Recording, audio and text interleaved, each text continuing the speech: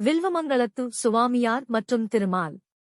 ஒரு காலத்தில் வில்வமங்கலத்து சுவாமியார் என்ற துறவி திருவிஷ்ணுவின் உன்னத பக்தராக இருந்தார்.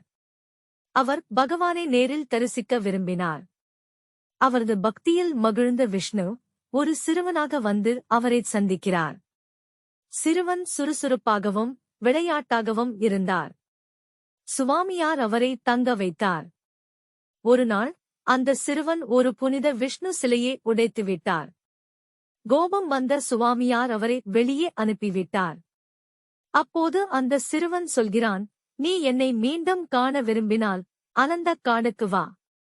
சுவாமியாருக்கு உடனே உணர்வு வந்தது, அது திருமாலே. அவர் சென்று காணும்போது ஆதிசேஷன் பாம்பின் மீது சாய்ந்த நிலையில் பெருமாளை மிகப்பெரிய ரூபத்தில் காண்கிறார். அந்த ரூபம் 8 மைல் நீளமாக இருந்ததாம். அவரது வேண்டுகோளுக்கிணங்க பெருமாள் அந்த இடத்தில் எப்போதும் இருக்கச் சம்மதித்தார். அந்த இடமே இன்று நாம் தரிசிக்கும் திருவனந்தபுரம் பத்மநாப சுவாமி கோவில்.